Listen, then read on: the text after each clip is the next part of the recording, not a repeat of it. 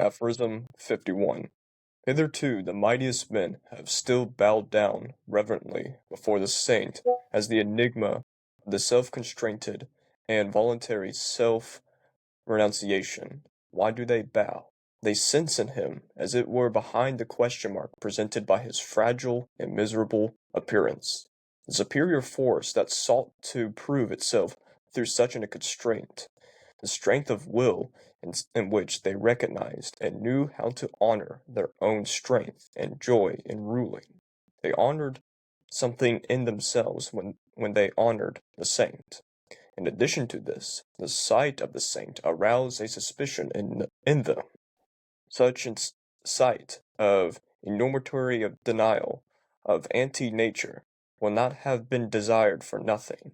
They said to themselves, is there perhaps a reason for it, a very great danger about which this ascetic, thanks to his secret visitors and informants, might possess closer knowledge? Enough, the mighty of the world learned to face a new form of fear. They sense a new power, a strange enemy, as yet unsubdued. It was the spiritual will to power, which constrained him to halt before the saint. They had to question him. Aphorism 40, no, Aphorism 52. In the Jewish Old Testament, the book of the divine justice, there are great men, things and speeches of so grand a style that Greek and Indian literature have nothing to set beside it. One stands in reverence and trembling before these remnants of what man once was and has sorrowful thoughts about old Asia and its little jouting out premonitory Europe, which would like to signify as against Asia the progress of man. To be sure, he who is only a mesly domestic animal and knows only the needs of a domestic animal. Like our cultured people of today, the Christians of cultured Christianity included, has no reason to wander, let alone to sorrow among those ruins. The taste, the taste of the Old Testament is a touchstone in regard to great and small. Perhaps he will find in the New Testament, the book of mercy, moreover, his own heart. There is in it a great deal of the genuine delicate, musty odor of devoutly and pity soul. To have glued this New Testament of species of namely bad taste in every respect on the Old Testament, to form a single book as Bible, as the book of books, that is perhaps the greatest piece of timidity and sin against the spirit that literary Europe has on its conscience. Aphorism 53. Why atheism today? The Father and God is thoroughly refuted, likewise the judge, the rewarder. Likewise his free will he does not hear, and if he heard he would still not know how to help. The worst thing is, he seems incapable of making himself clearly understood. Is he himself vague about what he means? These are what, in the course of many conversations, asking and listening, I have found to be the cause of the decline of European theism. It seems to me that the religious instinct is indeed the vigorous growth, but that it rejects the theistic answer with profoundest mistrust. Aphorism 54. What at Mm. bottom is the whole of modern philosophy doing, since Descartes, and indeed rather in spite of him than on the basis of his precedent? All philosophers have been making an attendant on the ancient soul concept under the cloak of a critique of the subject and predicate concept. That is to say, the attendant on the fundamental presupposition of Christian doctrine. Modern philosophy, as an epistemological skepticism, is, covertly and openly, anti-Christian, although to speak to more refined ears, by no means anti-religious, for in the past one believed in the soul, as one believed in grammar and the grammatical subject. One said I is the condition, think is the predicate and the conditioned. Thinking is an activity to which a subject must be thought of as a cause, and one tried when with an admirable artfulness and tendency to fathom whether one could not get out of this net, whether the reserve was not perhaps true. Think, the condition, I, conditioned, I, thus being only a synthesis produced by thinking. Kant wanted fundamentally to prove that. Starting with the subject could not be proved, nor could the object. The possibility of an apparent existence of the subject, that is to say, of the soul, may not always have been remote from him. That idea which, as the philosophy of the Vedanta, has exerted immense influence on earth before. Aphorism 55. There's a great ladder of religious cruelty with many rungs, but there are three of them of the most importance. At one time, one sacrificed human belongings to the god. Perhaps precisely those human beings loved the best one. The sacrifice of the firstborn present in all prehistoric religions belongs here, as does the sacrifice of the Emperor Tiberius in the Mesthras grotto on the island of Capri, that most horrible of all Roman anarchism. Then, in the moral epoch of, of humanity, one sacrificed the one's God to the strongest instincts one possessed, one's nature. The joy of his festival glitters in the cruel glance of the ascetic, the inspired anti-naturalist. Finally, what was left to be sacrificed? Did one not finally have to sacrifice everything comforting, holy, healing, all hope, all faith, in a concealed harmony, in a future blessed in justice? Did one not have to sacrifice God himself, and out of cruelty against oneself, not worship the stone, the stupidity, the gravity, the fate, the nothingness? They sacrifice God for nothingness. This paradoxical mystery of the ultimate act of cruelty was reserved for the generation which is even now arising. We all know something of it already. Welcome, everyone, to my channel again. And today I have another special guest. Please introduce yourself. Good morning, Gregory. My name is Kristof, and yeah, I guess to introduce myself, I'd rather not talk about anything I've been in the past, really. I'm in a very interesting state of study in conversations about many of the things that you and I have talked about in our Men's Academy time, and um, and yeah, I'm just fascinated at the opportunity to kind of get into these elements with you. Um, I have been doing my own more experiential work, and and at the same time as I bring in more studies, now that I have like a very firm, not even firm, but a good grounded sense of how I prefer to interact with all the information that comes at me, Mm-hmm. kind of going back to study through a new set of eyes really feels good to me. So that's why I'm here to study with you, because I like your curiosity, brother. Yeah, Well, thanks for having me. welcome. What studies did you study? Um, it's been a variety of things. I mean, I basically look at the universe as my studio now. At least I Mm-hmm. didn't always see it that way.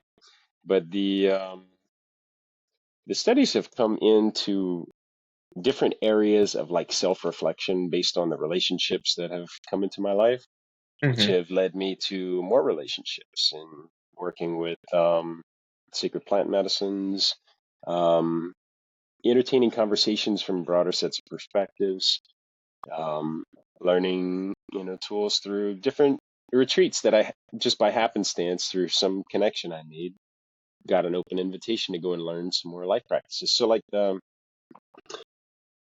overall syllabus, it's not really a framework, and it's been pretty divinely inspired in some sort of way because looking back on it makes a whole lot of sense.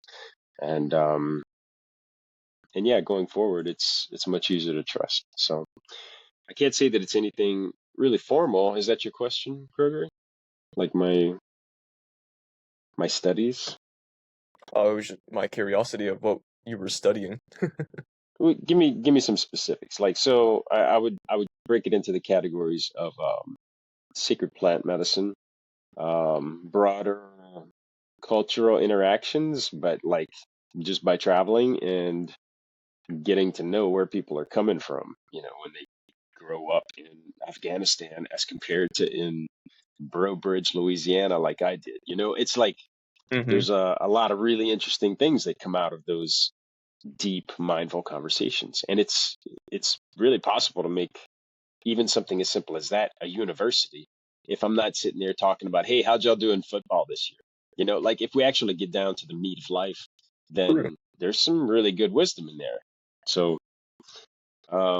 yeah, the travel's been a part of it, and the my relationship with plant medicine has been a critical and important part of that process. Um, in two contexts. One is opening me up to myself, and secondly, is somehow bringing all of the people into my life that have completely transformed it into a powerhouse of looking at more opportunities. So, Well, I relate with what you said of the wisdom inside of it, and not solely discussing sports to politics, etc., because this world doesn't revolve on two or three ideologies. It's multifaceted, and we're seeking an opportunity of what's the wisdom inside this multifaceted world that we mhm, can't can't control or fathom at the same time. But we exactly. but we have words, but words don't describe the true functions of what happens. As say the word tyranny, we use it as a word for everything, but we describe it to nature sometimes. But that's a soft word for nature. Like nature's beyond that word. Nature's Which pretty beautiful and also unforgiving. So, and this includes Nietzsche's criticism of today's topic of religion. So he begins, before us, the mightiest of men have bowed down reverently to this saint, who has this voluntary self-renunciation and self-constraint. Now, why do they bow down?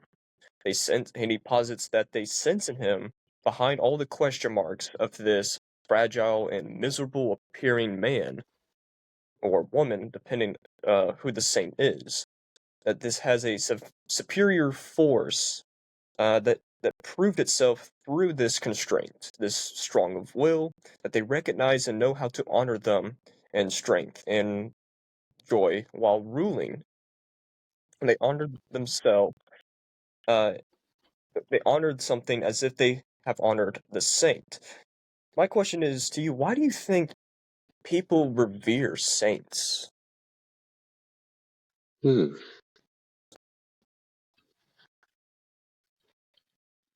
In the context of sainthood, I I do think that there's a bit of honoring of like some experiential magic, for lack of a better way to put it, where by honoring the lens that a person chose to interact with the world, there are demonstrable examples that can be taken and incorporated into life. And I say that I look at all information as like different types of coins from different parts of the world, and they're all in different languages and different metals and different shapes and sizes and Mm-hmm. values. They all have a very specific weight, and they all have a specific utility. And so, in the context of information, demonstrated adherence to something like discipline, demonstrated adherence to something like devotion or selflessness, where it can be presented as something that is a story over the course of an entire human life, or maybe following a transformational period. The sainthood, if you will, like bringing them into that hood, is it's it's like a recognition of like a certain impeccability, and it doesn't mean perfection. I mean an impeccability with the pursuit of a value, Mm-hmm. like a relentlessness to incorporate the value. And that doesn't mean that it's like, oh look, I've arrived and here I am, and then the rest of life goes on in perfection. Um, but I think a lot of the fascination around sainthood is just the ability to relate to a being that actually did what wants to be done for me. Mm-hmm. So that's why I think there's value in it. Um, and not just in the context of sainthood, but in the context of any humans that we bother to study.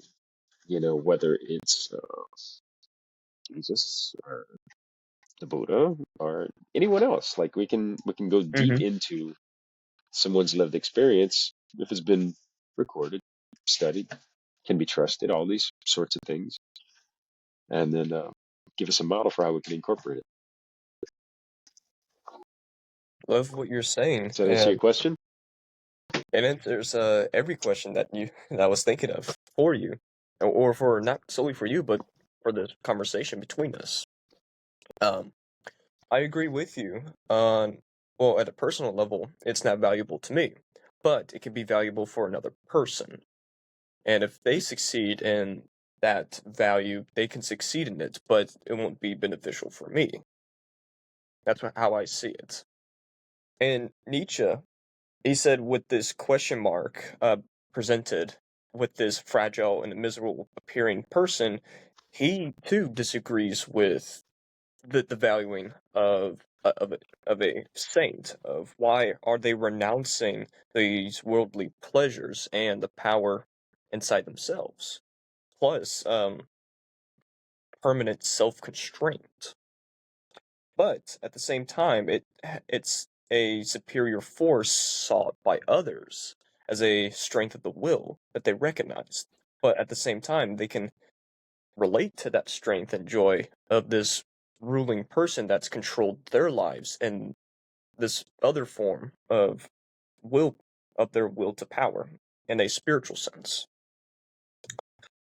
And he continues forward that in addition to this, the saint aroused in a suspicion in them. This is where his disagreement continues, of a enormity of denial of anti-life will not have been desired for nothing, they say to themselves, is perhaps a reason for it. The very great danger about this ascetic, thanks to his secret visitors and informants, which possess closer knowledge. And he says closer knowledge in question, because as he said in previous aphorisms, or that he's notorious for criticizing Christianity, primarily Hmm. Protestantism, but he has mutual respect, a small grain of respect for Catholicism because of the Renaissance era. But with Protestantism, he has almost zero respect for, which is hypocritical of him, because he was once a Lutheran Protestant himself because of his father was a pastor. But once his father died, he he began widening his perspective of everything and not have a narrow sense of everything. But what he's saying here of the anti-nature, the enormity of denial, and this ascetic style of life is to what he said as the religious neurosis, with three prescriptions: fasting, abstinence, and solitude. Not in the, yes, he preaches solitude, but not in the saint or monk version of solitude, where you say that the humanity is imperfect, but my God is perfect. So I prefer to be in solitude with something that's perfect versus something imperfect. And that continues the rabbit hole of condemning Earth as an imperfect, irrational world versus what's a perfect, rational world that's beyond the Earth. That's where his position is. What can I ask about the perfection? Like, what's the Yes, you can. perfect and rational? What? Why is that an objective? It's objected from um frowning on and this and the decline of the instincts. That's where the objection is. Where Hmm. why do we have these irrational impulses to certain things? Where comparing to what is rational in the sense of the beauty, the just and the good. Why are we experiencing these irrational bads or evils, unjust and harmful? That's that's where the saint would say, or the monk, or some priest, or some religious person, or philosopher would say, well, we have to rid these irrational impulses for something beyond, say, irrational conscience, 24/7. And Nietzsche would say, no, no, no, we can't be 24/7 rational. We have to use it as a tool. Yeah, I don't disagree with that. I think it is a tool for creating, for understanding how the pendulum swings. Mm-hmm. I Great that mean, you said pendulum. asceticism goes all the way to that far end of, yeah, really abandonment of attachment to any of the human elements, including awareness of ourselves. Um, Mm-hmm. and there's a beauty in that. And not knowing what you're actually fully letting go of doesn't let you swing as far, Mm-hmm. in my opinion. If that makes sense. Like, for example, if I choose that I'm going to be an ascetic and I'm going to give up uh, making love to I make that choice. Mm-hmm. To really appreciate what I'm giving up, I need to know what that thing is. So I Sure. cannot actually, as a man, experience that without knowing what I'm giving up. And yeah, a lot of these things have to do with a recognition of the sacrifice, and also that I think it also has many levels too Mm-hmm. of of the depth of understanding of that particular area before giving it up. You know, and not to keep working that analogy excessively, but yeah, if I were to have made that commitment, just as an example, at the age of 18, it would be very different from choosing to make that commitment today. I have something very different I would be giving up of more value. Mm-hmm. So yeah, it's a consideration to be on both ends of that interpretation. Um, there was something else that came up regarding this aphorism. I apologize. I think I went a little too far on the first part. I should have jotted a note. It was just kind of a quick drive by. Which Continue on, Gregor. oh, I almost said which part were you curious of? I'm willing to reread it. It was somewhere at the. Just start from the beginning again, if you don't mind. Okay. That before us the mightiest of men have still bowed down reverently before the saint as an enigma of self-constraint and voluntary self-renunciation. But why do these people bow? They sense in him, as it were behind the question mark presented by his fragile and miserable appearance. The superior force that sought to prove itself through such a constraint, the strength of will in which they recognized and knew how to honor their own strength and joy in ruling. They honored something in themselves when they honored the saint. In addition to this, the sight of a saint aroused a suspicion in them, such a enormity of denial, of anti-nature, will not have been desired for nothing, they say to themselves. That part? Yes. So that piece on the feeling almost threatened, like feeling like an inadequacy in the connection that this, let's say, saint figure establishes with their relationship of some sort of devotion. It's it's something that comes up in my observation in a lot of people, and it happens in like this feeling of awkwardness. Like, for example, um, I was doing some work recently, over the course of last year, doing Mm-hmm. these studies of mantra chanting around a fire, something called a duni. It's a sacred um, tantric fire ritual, and in this process, my particular connection was to it was a devotion to this process of mantras for several hours without moving, and a lot of physical toll on the body and focus and concentration, but getting to a place where ultimately I am in a position to evaluate my own death. And in doing that, I can see all the things in my life that don't make me comfortable about dying. And so when someone is going, like a saint, is going to a place where they are committing themselves to study a particular area of the human element that everyone gets to touch, and they're going further into it than most people are willing to go, they get a little uncomfortable with it, in that there's a part of them that wants to know what's inside of that study, because it's a place of discomfort, but it's a place where we can make the uncomfortable comfortable.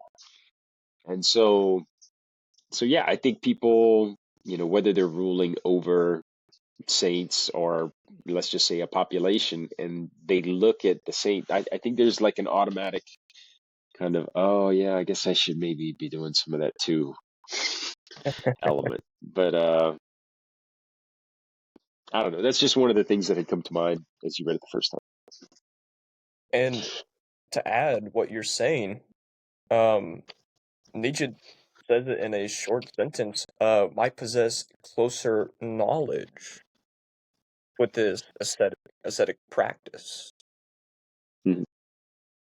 And Nietzsche doesn't denounce this form of life. He sees it as a value, but a weaker, fragile form of value because of renouncing the worldly values and powers that is involved in nature. And outside of nature, the vast opportunities both within yourself and outside yourself. Yeah. Plus, he doesn't coin it good or bad nor evil because he's a thousand he said it in his journal once that he's 1,000 feet from the word evil because it tickles his heart and strangles his throat in a Hmm. bad sense. But what you're describing Yeah. is what he continues to say forward of he says an exclamation mark, enough, the mighty world learned in the face of this new fear, this new sense of power, a strange enemy has yet been unsubdued, as it was the spiritual will to power, which constrained them to the hold before the saint. They had to question him. Now, to compare spiritual will to power and will to power, the spiritual will to power is not in the sense of the as we would use the word spiritual today, but in the sense of mesmerizing, controlling others, and the greed of yourself. So it's self-indulgence, but appearing as selfless and controlling others, but have a sense of power inside yourself to lead. Hmm. That's the spiritual will to power, and the will to power. I've said this previous times in my videos. To simplify what the will to power is difficult, but it's a psychological hypothesis. Can you expand on that? What do you mean?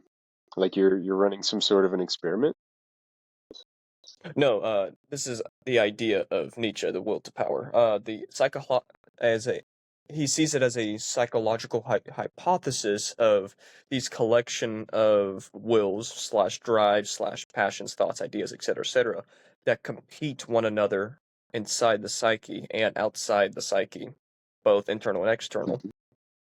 to move forward the psyche in the mind. So it's a battlefield of them clashing with one another, and he Yeah. labels them as either strong or weak wills, whoever controls the psyche, and whomever allows them to be controlled from that weak or strong will. And what do you think is the who that allows them to be controlled? The person. Like in the psychological, who's the person? Which one of these energies is the person? I can't describe it solely. That's the question mark I have, because I can't describe the person that's in front of me. It I I base it on their actions versus their words Hmm. of what is strong or weak inside them that propels them to this action versus what they said in words. So like that by your explanation is kind of my distinction around integrity. Mm-hmm. Would you kind of like the idea that integrity is just whether or not the spoken words match the actions performed? Mm-hmm. Not that it's right to be in integrity or anything, but just that, you know, if we're going to describe whether the light is on or off in a room, if something is in integrity, then the words match the actions. And if it's not in integrity, then the words didn't match the actions. And there are perfectly reasons to not be in integrity. And I guess in my distinction, the last piece I would say is that they need to be reconciled at some point if they're not. That they don't even need to be, but there's an opportunity for There's reconciliation. there's space in that intermediate phase of reconciling with the All right. words and So action. I didn't mean to go on the integrity detour, but what you're describing is in keeping with my interpretation. Mm. Um, what do you think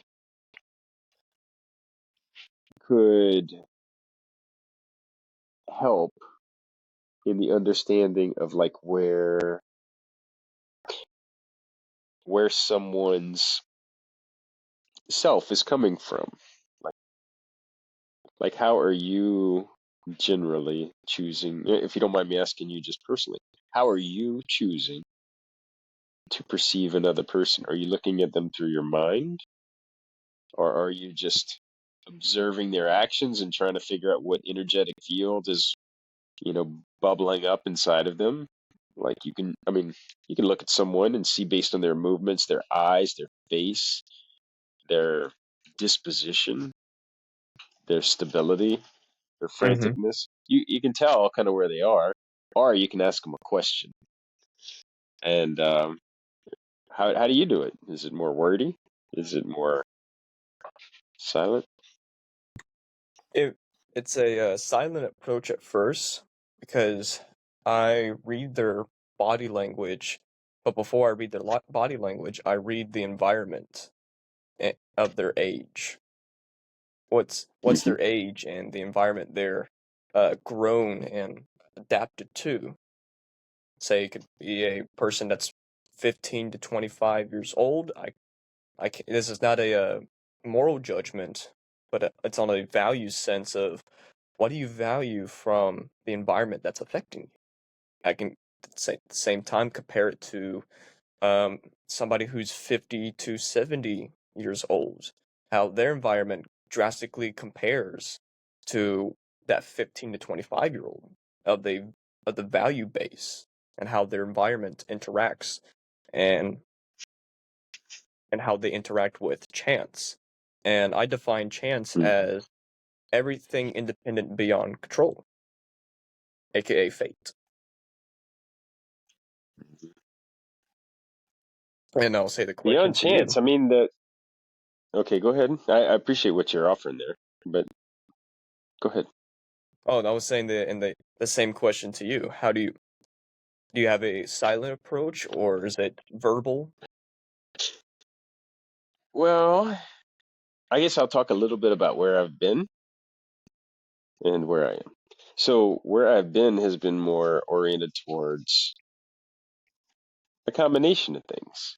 I Mm-hmm. did a lot of stuff like virtual interactions, at least professionally. And so it was more about what was said and trying to cram it into a format based on what I was taught, like trying Mm-hmm. to categorize and generalize as best I can. The more general, the better, because I've got fewer groups to work with. And I don't have to get into too much nuance. And then I have a program, man. You know, you come at me angry, I have a program. You come at me happy, I got a program. And you're either one or the other. That's it.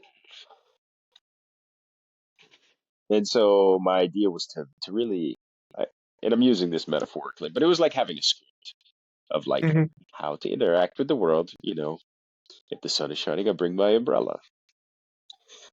Or do I? Wait, that's for the rain. Oh, wait, I'm going to bring it anyway. You know, I have some sort of strategy for how I'm going to go out in the world. And where that shifted was instead of having like a game plan, like right now, I just kind of look at each interaction with the principal focus of just listening to what someone is hearing. So, like for example, right now, your video is quite blurry on my phone, but I can see your body language. I can see Mm-hmm. where your eyes are. I can even see a little bit about how you're breathing and just whether or not you are fucking listening to me. Mm-hmm. If I'm not listening to you, or if you're not listening to me, that is not your fault. I'm not offering something worth listening to. And so that's a very different way of choosing to interact with you on this call. And Mm-hmm. what it's doing is it's going into a state of, I'd say, like a spiritual led will, which to me, where that is most effective is around number one, bringing this place of like awareness and presence to Mm-hmm. interactions. And number two, not doing it from the place of my mind. I'm doing it from like I've been working with a couple of energetic teachers here about this concept of becoming the space of awareness. And I can't remember which of the Buddhist traditions. Like I really don't get into a lot of the what to call it, the nuance of where it comes from. Like I really don't care where most ideas come from. I work with whether or not I can use them. I don't care who wrote the book. I don't even care about the quotes. I care about how can I use it. And so that's that's just to see that like that field of awareness is a huge piece of the interaction because I'm no longer like choosing my responses exactly. My will is only there to see if you are actually receiving what's being offered. And if I can stay there, like Mm-hmm. and look, I take detours all the time, as you well know. So yeah, I know the differences between being energetically like connected in a conversation and then the times when it slips out where yeah I go and I'm starting to research something and I also get to see that well considering that we're the same type of species you probably do something similar as does every other human being. We dance with our awareness all day long. Correct. Like I have some people that will drop in for 5 minutes and it's the most, I mean, intimate and heartfelt conversation of like really getting to understand where somebody's coming from. And then it starts to rain, or there's a car alarm that goes off, and everything, like, it's like we've just woken up from a dream. Hmm. Like, all of the music that was being made in that conversation, it's gone. It doesn't exist anymore. Awareness has been scattered. Instead of being like in this big pipe of connection, it's now like this floodlight. It's like a laser beam versus, yeah, a candle shining in all directions. And Great comparison. I'd say sometimes it's linear on a horizontal line versus a vertical leap. yeah, well, there's intensity and then there's direction, which has a lot to do with range. I mean, Hmm. everything that we see in if you, I used to do some engineering around fiber optics and some photonics and stuff. And yeah, when you're studying some of those things, it's amazing how these comparisons are really, it's the material world's explanation of what we have to deal with day in and day out, you know, Hmm. in learning the human condition, one conversation at a time.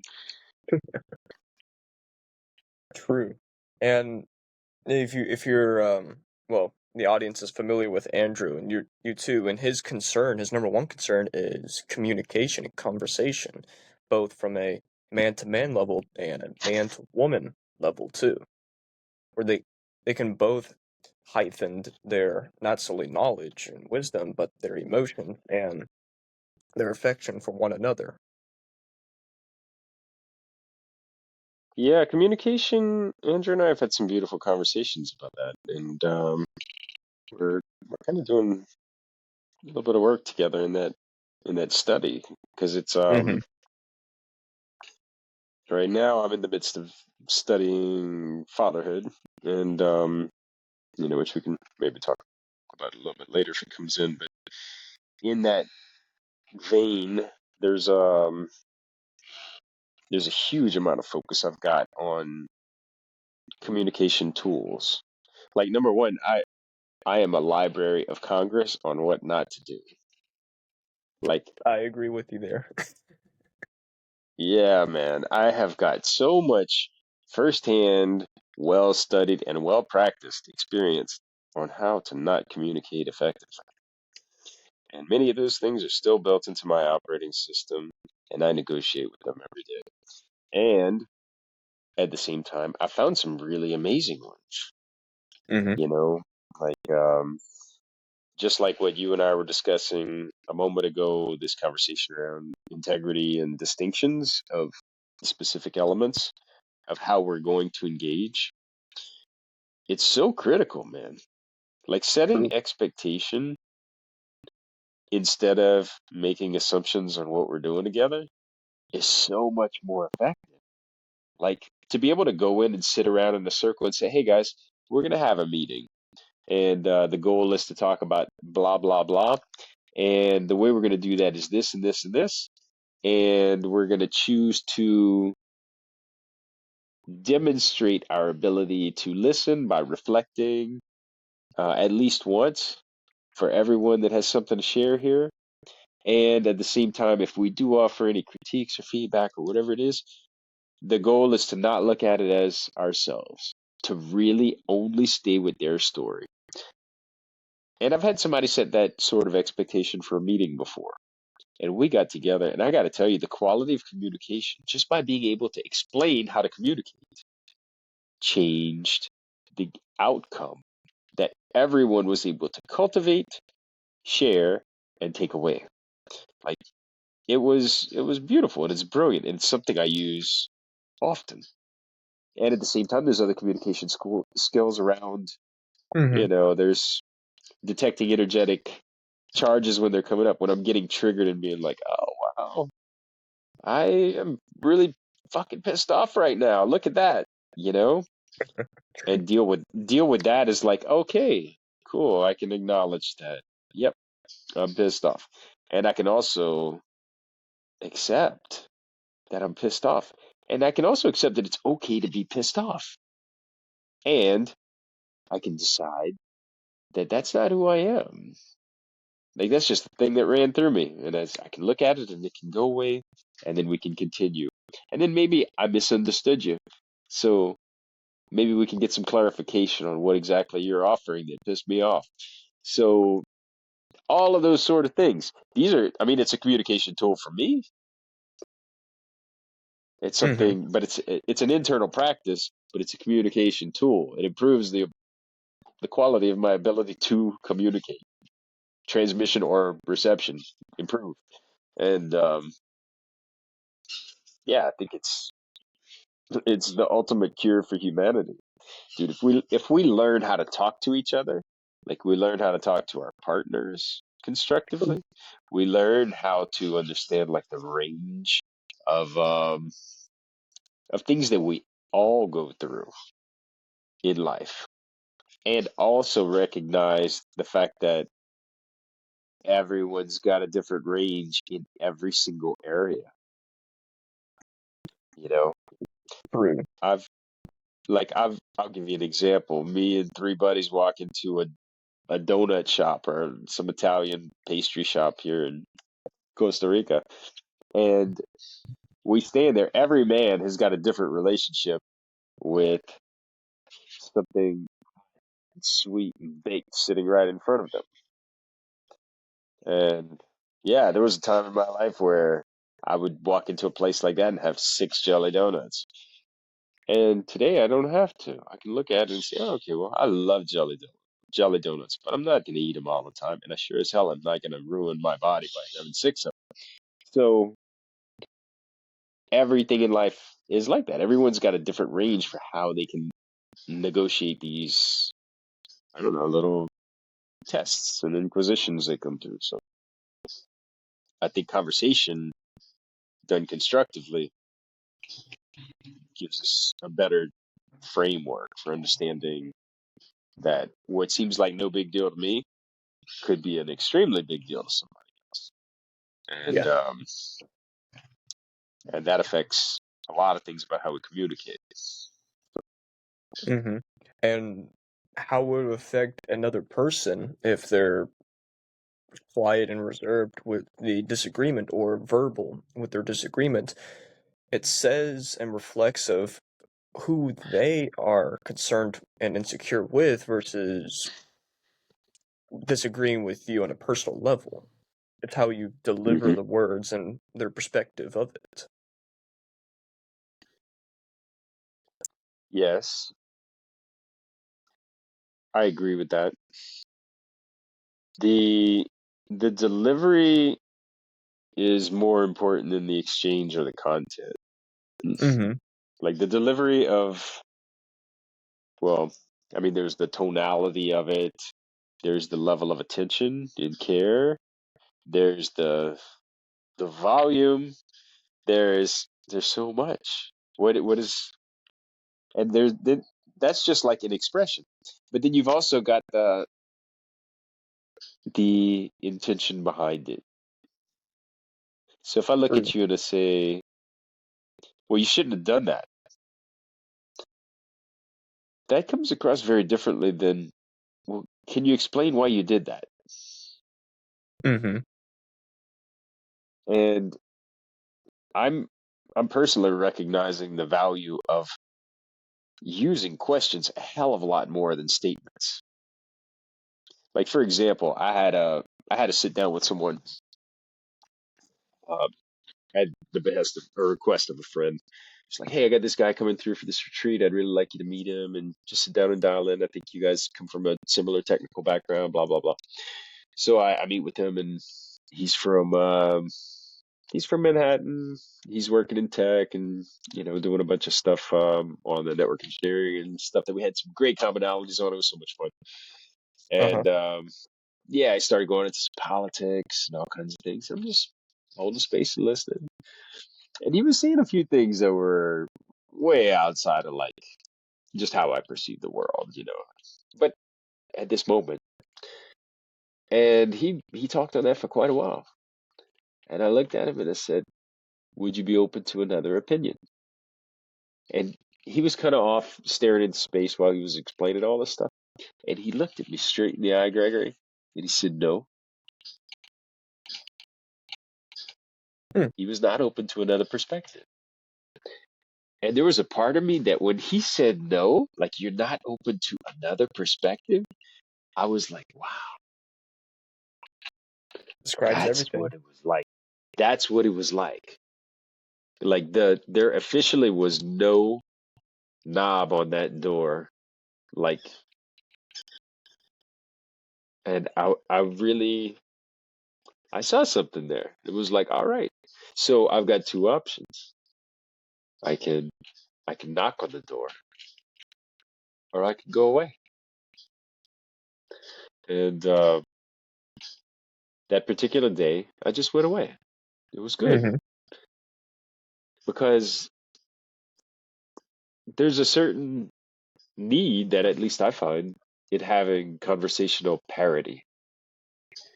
Like we can actually be at the same format. Like if we can't agree on how to communicate, then let's agree to not communicate. You know what I mean? Or communicate Every a different time way or negotiate something else. Like really. from both I I inside. I, What I was saying is I don't from want to. Yeah, I'm sorry, go ahead. You were kind of well, cutting out for saying a from moment. both inside the men's academy and outside the men's academy with our personal lives, from the uh, standpoint, relationship standpoint, or religious one. It's not one-sided, but it's multifaceted of the communication level. Yes. And what if you're unconscious or conscious of this long discussion, which I love, is that we're covering everything that Nietzsche is saying in other words, in our form of delivering words. We've covered 52, but he describes the New Testament and Old Testament as something great and small. The New Testament, the book of mercy, comparing to um, the Old Testament, which was at once a single book, but it possessed a piece of timidity and sin against the spirit, in the literary sense of the European conscience of the time.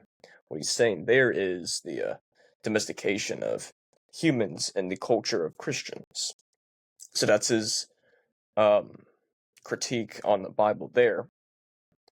But he continues forward with why atheism today?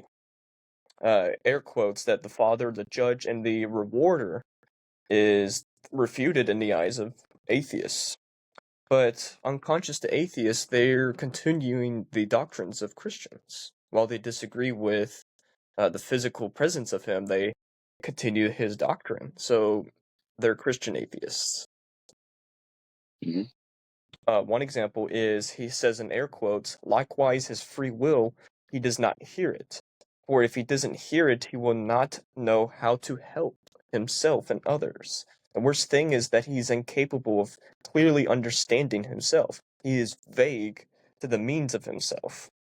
Likewise, in a conversation, asking and learning, I find that the causes of European theism is in decline because the religious instinct once had a vigorous growth, but now that the theistic answer became the most profound mistrust. What he's saying is once we denied the theism that had a vigorous growth and attachment to our lives, it became the opposite. It became the opposite if we were agnostic or atheist, or we denied everything. And once we denied everything, we began a a voyage or travel in this vague misunderstanding of both ourselves and the world, and then the down spiral effect of this catastrophe, which he would say is the rejection of a theistic answer with a profound mistrust, aka the notorious quote of "God is dead," of what Nietzsche Hmm. said. But this is not his lamenting, sorrowful confession here. He's saying this is an opportunity, but don't use the opportunity to mistrust yourself and others or deceive yourself and others. But have the opportunity of conversation, as we've discussed. And if we throw into the discussion of again his criticism of philosophy in modern philosophy, say Descartes, Kant, that he uses both of the examples here. Oh, and the philosophy of the Vedanta. Are you familiar with Vedanta? No. It's one of the six traditional branches of Hinduism. It's the Okay. Orthodox. The you'll be familiar. Vedanta. Uh-huh. Well, I mean, I've heard of the Vedics, um, some of the Vedic traditions and like early yoga and mantra and stuff. I did some study of Hmm. that. Vedanta, no. I'm I'm more familiar with the not progressive, but the heterodox ones, say Buddhism and Jainism. I have little knowledge of the Orthodox ones, but he includes this Orthodox form of Hinduism with Descartes and Kant because he says that this is the fundamental. This became a fundamental proposition of the religious neurosis that became a doctrine, including the modern philosophy, as an epistemological skepticism, which became an anti-Christian.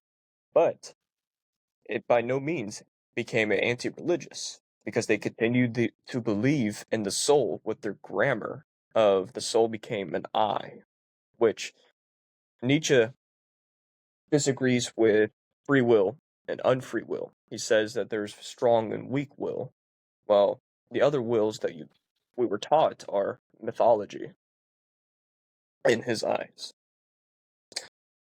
And that this I is included. Same with the think. And if you've heard the uh, philosophy quote of "I think, therefore I am," that's Descartes. Hmm. And Nietzsche would Yeah. say, "No, it's not. I think, therefore I am. It's that I am, therefore I think. It's before me selfishly that I can't help that I think." But because of Descartes being a skeptic, thinking's the one position he has outside of everything else, which Nietzsche would disagree. If you think that thinking of yourself is the true basis of your philosophy, then you begin denying the instincts which preserve and have a survival impact on you. Well, I mean, there's lots of people that very clearly do not think, and they still are. So I think there's a lot more reinforcement behind the am preceding um, the thinking. Mm-hmm. And it includes the self identification of me, mine, and myself, of Hmm. form of self pleasure and overly pride that people don't question themselves. They have this overly pride stature and they never question themselves. Hence why they have this misinformation spreading everywhere. What you use the word pride? Why do you use pride instead of like, for example, selfishness or like many reasons to be self-oriented? Like I consider myself much more self-loving. Somebody else might consider that selfish. Somebody else might Hmm. look at that and say, depending on their relationship with pride, they might see it as I'm being very prideful. How are you? Why'd you go towards pride?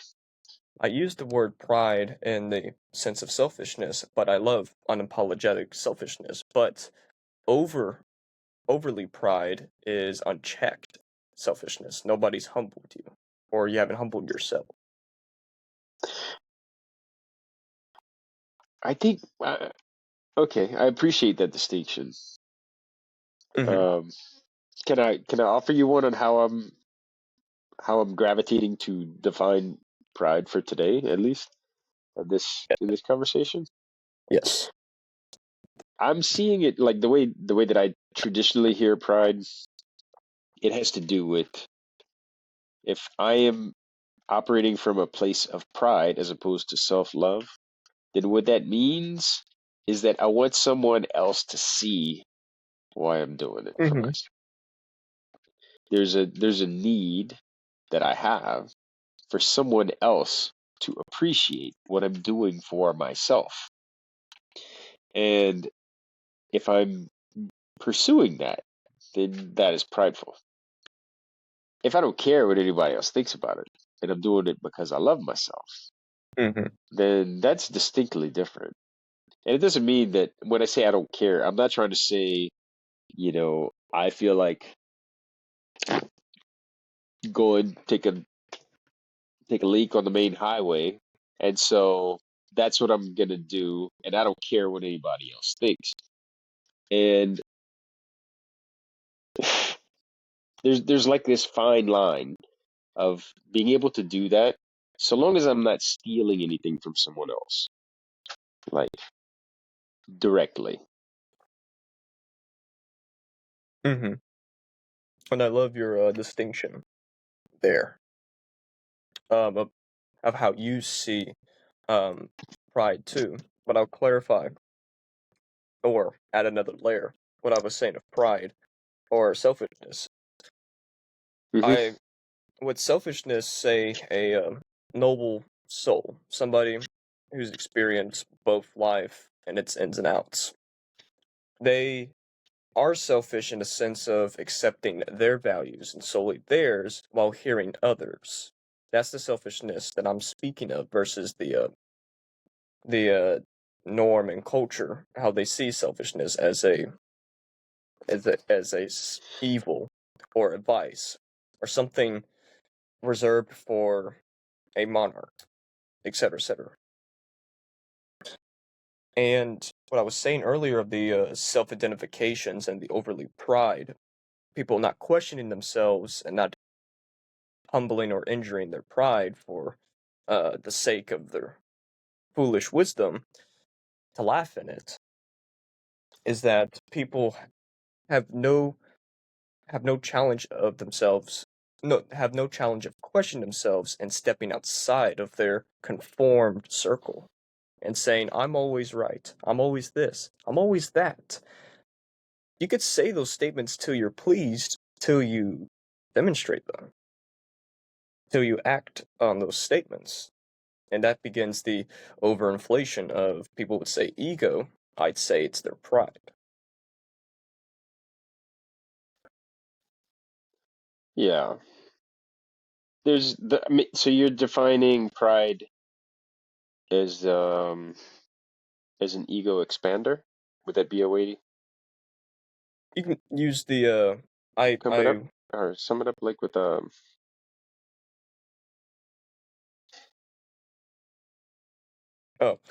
I use the words selfish and pride in this as the same, but in different contexts, okay, depending on the context. okay. Um, Appreciate your questioning that, because nobody has questioned what I thought of that distinction of pride and selfishness. You're the first. My honor to you. To finish Thanks for this clarifying it. you're welcome. And vice versa, of you clarifying your position. That's another crucial part that's lacking today. People clarifying themselves. They'll either have Hmm. not a lengthy description of their clarification or have a short description of it. And that continues a nuance and rabbit hole of that sort of the short description in a few words. Yeah, it's so tricky, man. And I know I'll wear some people out sometimes because if I want to have a serious conversation with someone, it's not going to be 10 minutes long. And the reason it's not 10 minutes long isn't because I want to bloviate it about a bunch of bullshit. It's that we have to agree what stuff means before we begin to talk about it. Like I need to be able to understand how you came up with your words and how you use your distinctions, and you need to understand, like, it depends on the nature of the engagement, right? But if Mm-hmm. I'm bringing something into the conversation, then I have a responsibility to make sure you understand what I'm talking about. Otherwise, it's just like a part number. I mean, a word is nothing more than a part number. But until you put your hands on it and you you inspect it from a couple of different angles. You don't know if it's a gear or a wrench Hmm. or a toothbrush. It could be anything that's inside of that word, is what I've observed with a lot of people. And I really like discussions around distinctions, and it's kind of what I have like in the system of communication that I'm working with these days is around distinctions first, methods, which is like how to dance around these ideas and look for like effective outcomes that we Hmm. can pursue with them, like procedurally, because yeah, there are certain things that work well. If I smile when you walk in the door and I give you a big hug, we just have a different day. That's It's not true. that complicated. But I know if I do those two things, then I have a different interaction with that Hmm. person. I'm not saying I go around, just hugging everyone all the time. Not everybody likes it. But it does have a certain way of setting a tone within my relationships. And that method is something I like. And then the last one is like strategy. How do all the methods actually work together? Where are they going to get me? So, yeah, all Hmm. that to say, I like getting into your distinctions. And where you want to go next? When I was continuing forward with the final aphorism of today, 55, it's the great ladder of the religious cruelty with many rugs. Three of them are the most important. This is where he's discussing sacrifices in the religious sense, in the prehistoric religion sense, and the in a psychological sense too, where he says perhaps precisely those human beings who were once beloved, once at one time sacrificed other human beings to a god. This sacrifice of the firstborn of the prehistoric religions belong here, and he includes the sacrifice of Emperor Tiberius on the Isle of Capri. This sacrifice is metaphorical. He didn't sacrifice his children, but he sacrificed himself for isolation, inactivity, and his form of sickness, because his sickness was distancing himself from the crowd. He had a antisocial life, while at the same Hmm. time tutoring Caligula. And Caligula is a notorious Roman emperor. Um, and then the moral epoch of mankind came into play, where one sacrificed one's god to the strongest instincts that one possessed, one's nature. This sacrificing one's nature, aka themselves, to a god is to either the polytheistic or monotheistic sense. He's including the monotheistic sense here, where the festivals glitter in the cruel glance of the ascetic, the inspired anti naturalist. Finally, what was left to be sacrificed? So if we sacrificed humans, and once we begin sacrificing our instincts that we possess from a moral standpoint of the religion, what is left? Something comforting, holy, healing, hope, faith, something to concealed harmony, say in bliss or justice. Did not sacrifice God himself out of the cruelty against oneself to worship stone, stupidity, gravity, fate, or nothingness, to sacrifice God for nothingness. This paradox of a mystery is the ultimate act of cruelty. Was reserved for the generation which is now even arising. We all know something of it already. He's describing the approaching nihilism of his age, but that those were the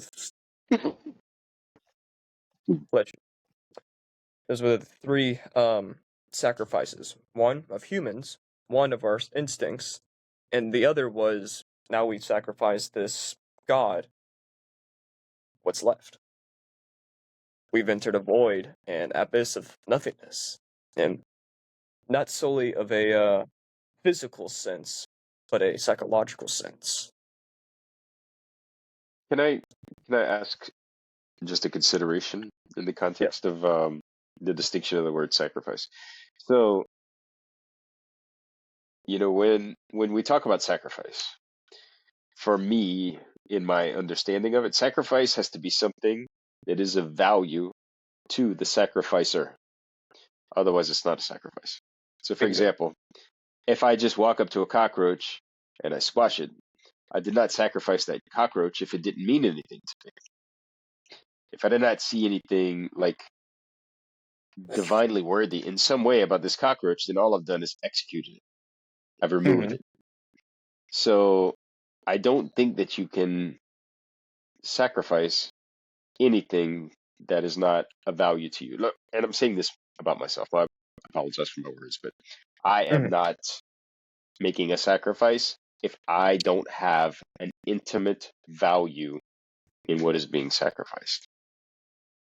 Hmm. I relate to the sacrifice as a form of self-sacrifice, not a religious or spiritual sense, but the self-sacrifice for excellence and a higher self. Say, in a form of, as I said, excellence, but progression and development of oneself, which can translate to a society standpoint of the form of self-sacrifice for a higher society versus the Hmm. one that's a walking dead and a corpse with mummified ideas, concepts, and false knowledge or misunderstandings of itself. Exactly. So if we take this concept of sacrifice and then we apply it to, let's say, the object of sacrifice.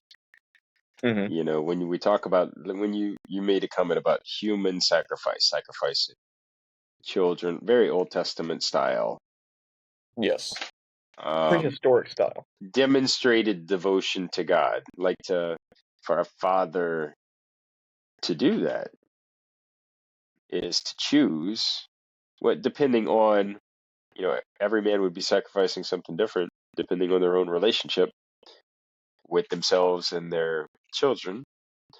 But I think it could maybe be one of the most powerful demonstrations of devotion. And I'm not also endorsing sacrifice in the New Testament or Old Testament sort of way. Like Hmm. it's just this acknowledgement that I can I could see that there would be like some enormous burden that someone would be agreeing to, an incredible discomfort of everything done in the material world in order to make a point. And those are sacrifices. But when you brought in like the ascetic of, you know, the glaring ascetic that's just kind of looking with me, I guess what sounded to me like some form of judgment and sacrificing them, that's just executing them. It's like, That's oh it. wow, you don't look like you agree with me. But to call it a sacrifice, that's a miscategorization, if I'm understanding that piece correct. Oh, you're not. But this is not to judge or ridicule you. What he was saying there is what he tied with uh the gaze of these saints from the earlier aphorism. But in this one, he elaborates further that, oh, I see this reverend individual in front of me that's has this willpower and self mastery. Why not I sacrifice my instincts to copy them? That was the sacrifice, the second sacrifice that he was discussing of Gotcha. your instincts. Well, even in that case, you know, it's the question of how do we value a system? I mean, Mm-hmm. we do it all the time. I do it. You know, if I have a way of doing something, it could be hammering a nail, left hand or right. Mm-hmm. Do I hand, do I grab the end of the handle? Or do I grab it really close? Well, it depends. What what are we doing? What am I working with? How critical is it? Is it detail oriented?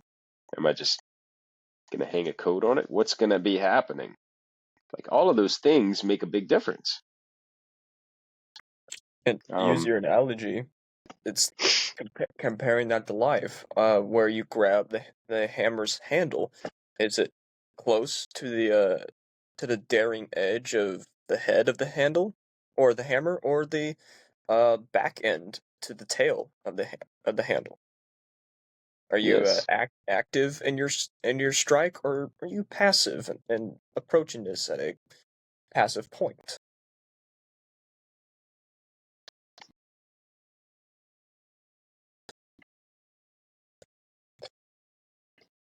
I mean, in the case of going into that study of whether or not to abandon my own value systems in pursuit of another, it's I like to look at it in the context of why would I not want that for myself? Mm-hmm. What are the parts of me that are dragging their feet? Yes. Like for example, getting into my own media creation. It's like, well, why wouldn't I want to do that? Oh, well, somebody might not like what I have to say. Okay, well, I guess I'm okay with that. But like really letting Mm-hmm. each of those pieces kind of talk their way through to a place where it's like, oh, okay, yeah, I am doing that. Cool. I guess I don't feel any loyalty to evolution or a lack of evolution. Mm-hmm. Like, and and here's the thing about that. Like, I feel like it's not exactly a distinction, but I have to like kind of compartmentalize a method for me in like looking at the rightness and the wrongness and the truth of things, which is it's really fundamental. And I guess I've finally arrived at a place where I know that if we get rid of like good and evil and right and wrong and just kind of looking at whether or not I am making efforts towards an evolution, if I am allowing evolution to happen or not.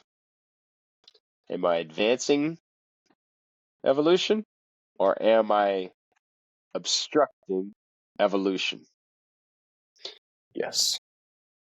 Those are the two real ways for me of looking at what I'm doing because right and wrong doesn't work. Like I've done some deep work in my own parts, history, life circumstances, like chapters of life, and the way that I saw the world when I was 7 was different from 14, was different from 21. And in all cases, whether it's because I believed in Santa Claus or because I thought that um yeah, sin was actually what defined whether or not I'm going to do something or not, like the idea of consequences and repercussions being more important than what is nourishing and Mm-hmm. evolving. And that goes on too. I mean, when I was 42, I was still an atheist. I was an atheist over half of my life. And I don't mean like just casual. Like I would challenge everything and I would kind of get in other people's face to where they did not want to be around me in in a lot of those discussions. And yeah, it was quite unproductive as well. Mm-hmm. All I can say is that where I am right now, I know that I'm wrong. Just like I've always been wrong before, or I've always needed improvement and refinement. And if I can just extrapolate that out, I have no examples where year over year I believe exactly the same thing.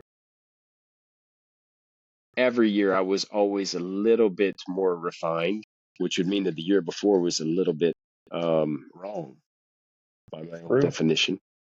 I relate every So, time. so if I look forward, I know that I'm wrong right now. I know that when I'm 55, I will look at my 49-year-old self today and say, well, yeah, you were doing pretty good, but you still had these other things wrong. It's okay. No worries. And that is just the game of life. That's going to happen up until, the last shovel. Mm-hmm. And The last shovel load of dirt will seal it off. In terms of the written chapter of my expression this time around. So To add a quote, what you're saying is from Miyamoto Musashi. He said, "Think lightly of yourself while deeply of the world." I like that. And everything you were describing vividly and beautifully is what the title of Nietzsche's work, Beyond Good and Evil, is, plus the subtitle of A Philosophy for the Future. Philosophy for the future. Mm-hmm. Or if I did I say the title wrong again? A prelude to a philosophy of the future. There. Okay. I'm not too And familiar with. Is that also Nietzsche? yes, we were reading that today. Beyond Good. Okay. Oh well, Pre- yeah. I've heard of Beyond Good and Evil. I've never checked it out though.